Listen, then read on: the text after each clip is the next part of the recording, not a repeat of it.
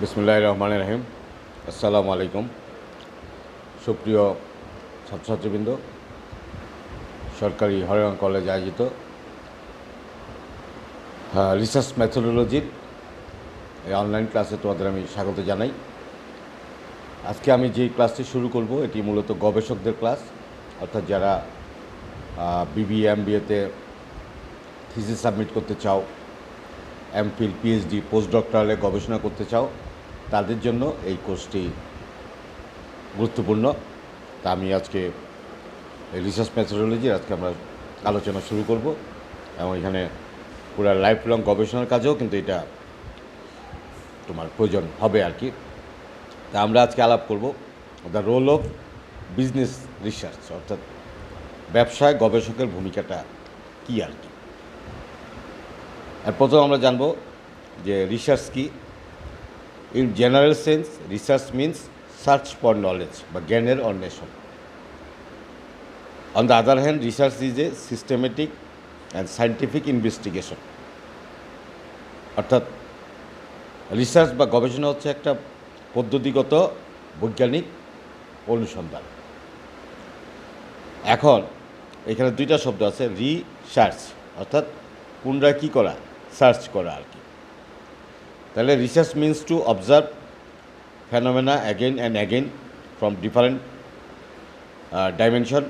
In fact, research is a movement from the unknown to the known. It is actually a voyage of a discovery.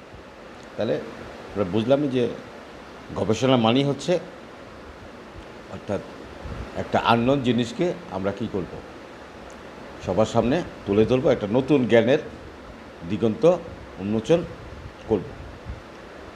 এর প্রশ্ন হচ্ছে, এই যে research, এইটার কয়টা কোয়ালিটি থাকবে? কোয়ালিটি থাকবে হচ্ছে 7টা। তা রিসার্চ হইতে গেলে এটা 7টা কোয়ালিটির প্রয়োজন হবে। প্রথমটা হচ্ছে এটা সিস্টেমেটিক হবে বা পদ্ধতিগত হবে। দ্বিতীয় হচ্ছে এক্সপেরিমেন্টাল হবে, মানে এটা পরীক্ষামূলক হবে। তৃতীয় হচ্ছে ভ্যালিড অ্যান্ড ভেরিফায়েবল হবে, অর্থাৎ বৈধ হবে এবং এটা পরিবর্তনযোগ্য হবে। ফোর্থ হচ্ছে ক্রিটিক্যাল হবে, জটিল হবে এটি। তারপরে ফাইভথ হচ্ছে রিগোরাস বা কঠিন পদ্ধতি হবে। সিক্স হচ্ছে এটা অ্যানালিটিক্যাল হবে বা বিশ্লেষণাত্মক হবে।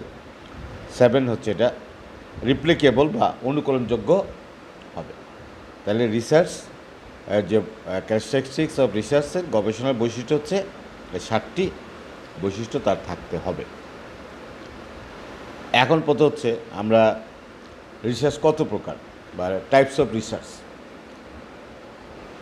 রিসার্চের প্রকারভেদে দেখা গেছে যে 8 প্রকারের রিসার্চ আছে, বেশি 8 প্রকারের রিসার্চ দেখা যায়। তার প্রথমটি হচ্ছে ডেসক্রিপটিভ রিসার্চ বা বর্ণনামূলক গবেষণা। দ্বিতীয়টি হচ্ছে অ্যানালিটিক্যাল রিসার্চ, বিশ্লেষণাত্মক গবেষণা। তৃতীয় হচ্ছে অ্যাপ্লাইড রিসার্চ, ফলিত গবেষণা। ফোর্থ হচ্ছে ফান্ডামেন্টাল রিসার্চ বা মৌলিক গবেষণা। ফিফথ হচ্ছে কোয়ান্টিটেটিভ রিসার্চ বা পরিমাণগত গবেষণা। সিক্স হচ্ছে কোয়ালিটেটিভ রিসার্চ বা গুণগত গবেষণা। সেভেন্থ হচ্ছে কনসেপচুয়াল রিসার্চ বা ধারণাগত গবেষণা। এবং এইটথ হচ্ছে ইম্পেরিক্যাল রিসার্চ বা গবেষণামূলক গবেষণা। তাহলে এই 8 প্রকারের রিসার্চ আছে আর কি। এর প্রশ্ন হচ্ছে বিজনেস রিসার্চ কাকে বলে? Business research is defined as the systematic and objective process of gathering, recording and analyzing data for the aid in making business decision. অর্থাৎ ব্যবসাকে সাহায্য করার জন্য যে রিসার্চ, সেটি হচ্ছে কি বিজনেস রিসার্চ। এখন আমরা আলোচনা করব স্কোপ অফ বিজনেস রিসার্চ বা ব্যবসা গবেষণার যে পরিধি বা আওতা। এটা আছে 9টা স্কোপ আছে এটার। প্রথমটি হচ্ছে প্রোডাকশন ম্যানেজমেন্ট বা উৎপাদন গবেষণা। দ্বিতীয়টি হচ্ছে পার্সোনাল ম্যানেজমেন্ট বা কর্মী গবেষণা। তৃতীয়টি হচ্ছে মার্কেটিং ম্যানেজমেন্ট, বাজারজাতকরণ গবেষণা। ফোর্থ হচ্ছে ফিনান্সিয়াল ম্যানেজমেন্ট, আর্থিক গবেষণা। ফিফথ হচ্ছে ম্যাটেরিয়াল ম্যানেজমেন্ট বা বস্তুগত ব্যবস্থাপনা। সিক্সথ হচ্ছে জেনারেল ম্যানেজমেন্ট, সাধারণ ব্যবস্থাপনা। সেভেন্থ হচ্ছে অ্যাডভার্টাইজিং রিসার্চ বা বিজ্ঞাপন গবেষণা। এইটথ হচ্ছে কর্পোরেট রেসপন্সিবিলিটি রিসার্চ বা প্রাতিষ্ঠানিক দায়িত্ববোধ গবেষণা। এবং নাইনথ হচ্ছে কপি রিসার্চ বা অনুলিপি গবেষণা। তাহলে এই 9টা স্কোপ আছে বিজনেস রিসার্চের।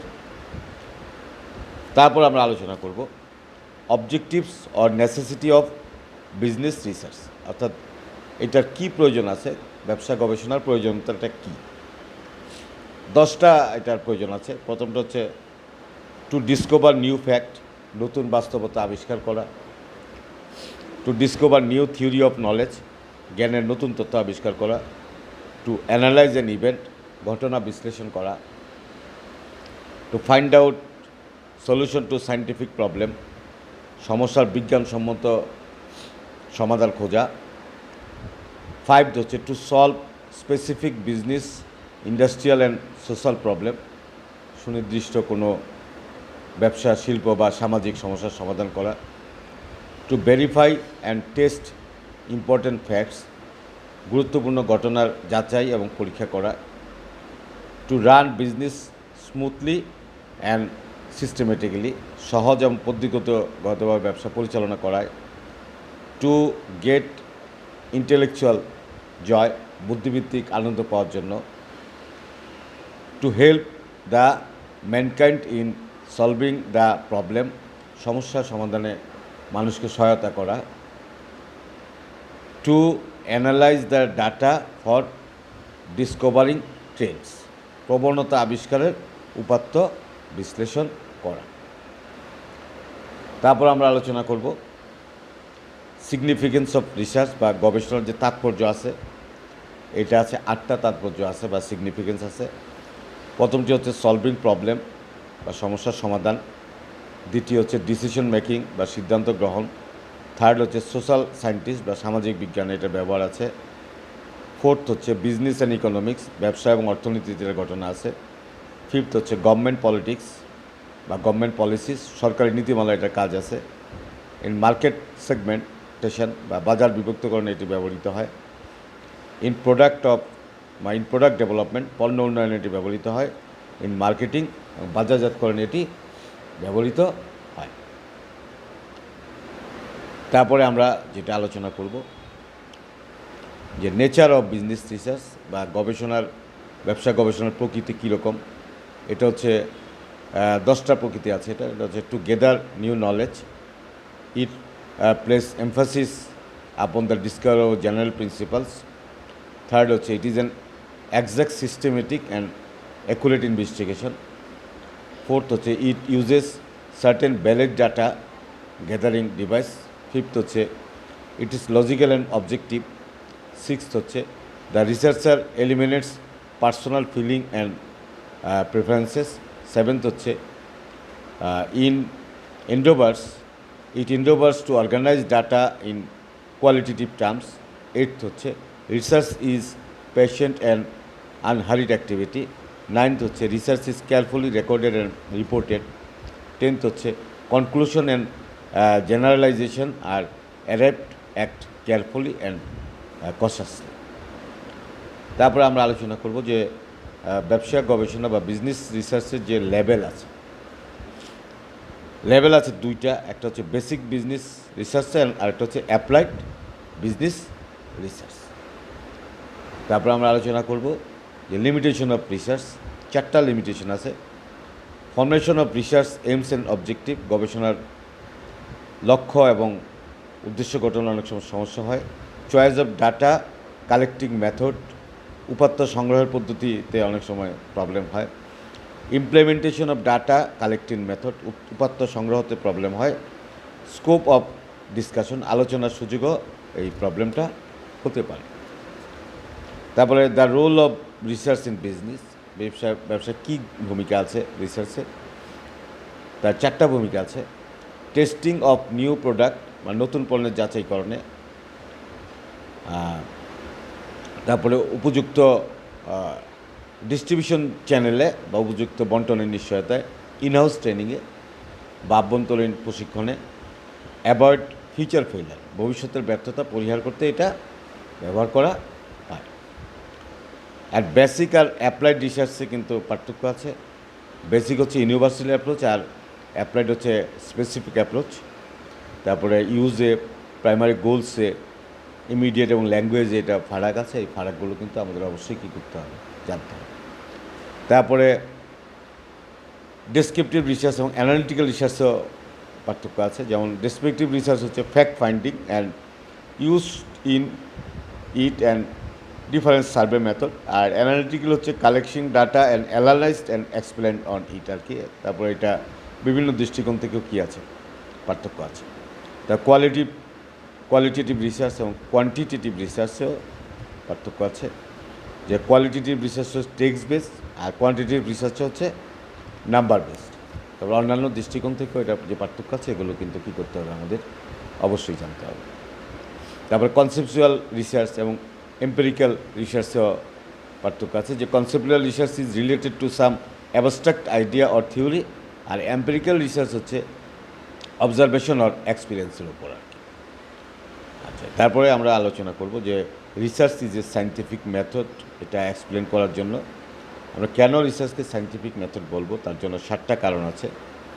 ইট relies on empirical evidence, second হচ্ছে utilize relevant concept, it is committed to only objective consideration, fourth হচ্ছে it purposes ethically neutrality, fifth হচ্ছে it result into probabilistic predictions, sixth হচ্ছে it is methodology is made known to all concerned for critical scrutiny, seventh হচ্ছে it aims to formulating most general axioms। এই যে সমস্ত কারণেই এটা কি হয়, এটাকে আমরা বলবো যে এটা সায়েন্টিফিক মেথড আর কি। তারপরে ফিচার বা characteristics of criteria of a good research, একটা উত্তম গবেষণার বৈশিষ্ট্য বা গুণ থাকবে 10টা। 1 নম্বর হবে good research should be systematic, second it should be magical, third হচ্ছে it should be empirical, fourth হচ্ছে it should be clearly defined, fifth হচ্ছে it should be formulated, six হচ্ছে the purpose of the research should be clearly stated, seventh হচ্ছে good research should be changeable, eight হচ্ছে the research design should be sound and planned, ninth হচ্ছে data analysis should be appropriate, এবং tenth হচ্ছে all the technical terms concept should be clearly defined. তারপর আমরা জানব যে quality of a good researcher, একজন গবেষকের কী কী গুণাবলী থাকবে আর কি। তার মেনলি 13টা গুণাবলী থাকবে। প্রথমটা হচ্ছে ফ্রেন্ডলি অ্যান্ড রেসপন্সিবল বা উত্তরদাতার সাথে বন্ধুত্বপূর্ণ সম্পর্ক থাকবে। সেকেন্ড হচ্ছে ক্যাপাসিটি অফ ডেপথ ইনফরমেশন থাকবে। থার্ড হচ্ছে অ্যাকুরেসি থাকবে। ফোর্থ হচ্ছে ট্রুথফুল হবে, সে সত্যবাদী হবে। ফিফথ হচ্ছে কিন ইবজার্ভার বা তীক্ষ্ণ পর্যবেক্ষণকারী হবে। সিক্স হচ্ছে কেয়ারফুল ইন লিসেনিং হবে, শ্রবণে সতর্ক থাকবে। সেভেন্থ হচ্ছে লো ডিপেন্ডেন্সি অন কমন সেন্স, সাধারণ ধারণায় কম নির্ভরশীল হবে সে। তারপরে যেটা লাগবে যে লিস্ট টাইম কনজিউমার, স্বল্প সময় ব্যয় করবে। ইকোনমিক্যাল, মিতব্যয়ী হবে। এক্সপার্ট ইন সাবজেক্ট, বিষয়ে দক্ষ হবে। গুড ইন কনভারসেশন বা কথাবার্তার দক্ষ হবে। বা 12 হচ্ছে হ্যাভিং ক্লিয়ার টার্মিনোলজি, বিকল্প শব্দ সম্পর্কে পরিষ্কার ধারণা থাকবে। 13 হচ্ছে মোর অ্যানালিটিক্যাল, বিশ্লেষণাত্মক হবে। এখন টাইপস অফ ম্যানেজমেন্ট রিসার্চ বা ব্যবস্থাপনা রিসার্চ কয় প্রকার আছে, এটা 3 প্রকার। একটা হচ্ছে থিওরি বিল্ডিং রিসার্চ বা তথ্য প্রতিষ্ঠার গবেষণা। সেকেন্ড হচ্ছে থিওরি টেস্টিং রিসার্চ, তথ্য টেস্টিং গবেষণা। থার্ড হচ্ছে প্রবলেম সেন্টার্ড বা প্র্যাকটিক্যাল রিসার্চ বা ব্যবহারিক গবেষণা। এর প্রশ্ন হচ্ছে ডিসিশন মেকিং প্রসেসটা কী বা সিদ্ধান্ত গ্রহণ প্রক্রিয়ায় গবেষণাটা কীরকম আমরা ডিসিশন নেই। এটা প্রক্রিয়াতে 4টা টার্ম আছে। প্রথম হচ্ছে যে আইডেন্টিফাইং প্রবলেম অর অপরচুনিটিস, সমস্যা বা সুযোগ চিহ্নিত করতে হয়। অ্যাসেসিং প্রবলেম অর অপরচুনিটিস, সমস্যা বা সুযোগ নির্ণয় বা মূল্যায়ন করতে হয়। Selecting and implementing a course of action, কর্মপন্থা নির্বাচন এবং প্রবর্তন করতে হয়। Evaluating the course of action, কর্মপ্রক্রিয়া মূল্যায়ন করতে হয়। And factors affecting business research, বা ব্যবসায় কী কী জিনিস প্রভাব বিস্তার করে। একটা হচ্ছে টাইম কনস্ট্যান্স বা সময়ের সীমাবদ্ধতা, অ্যাভেলেবিলিটি অফ ডাটা, তথ্যের সহজলভ্যতা, নেচার অফ ডিসিশন, সিদ্ধান্তের প্রকৃতি, তারপর বেনিফিটস অফ ভার্সাস কস্ট, সুফল বনাম খরচ, এটা প্রভাব বিস্তার করে থাকে। তারপরে আমাদের যেটা প্রয়োজন হবে যে problem faced by researcher in Bangladesh, বাংলাদেশে গবেষকরা কী কী সমস্যা মানে প্রবলেমের মধ্যে পড়ে তারা গবেষণা করতে যেয়ে 8টা সমস্যা পড়ে। The lake of scientific training, তাদের বৈজ্ঞানিক গবেষণার ট্রেনিংয়ের অভাব আছে। আনঅ্যাভেলেবল অফ সাবস্টিট ডাটা, আনঅ্যাভেলেবল ডাটার অভাব আছে। The lake of awareness in research methodology, এই পদ্ধতি নিয়ে অজ্ঞতা আছে। Library management facility is not satisfactory, লাইব্রেরির সুবিধা ভালো না। The senior researcher are not more cooperative, সিনিয়ররা এইভাবে কাজে সাহায্য করে না। লেক অফ কনফিডেন্স, এবং এখানে আস্থারও ঘাটতি আছে। Lack of availability of sponsor, স্পন্সরের ঘাটতি আছে। আর হেজিটেশন টু কন্ট্যাক্ট স্পন্সর, মানে স্পন্সররা আসলে সঠিক সময় সাড়া দেয় না। এই ছিল আজকের আলোচনা, আশা করি তোমরা এটা বুঝতে পেরেছ। তারপর যদি কোনো কনসেপ্টের সমস্যা হয় আমার সাথে আলোচনা করে সলভ করবা, এই প্রত্যাশায় আজকের মতো এখানেই শেষ করছি। সবাই ভালো থাকো, আসসালামু আলাইকুম।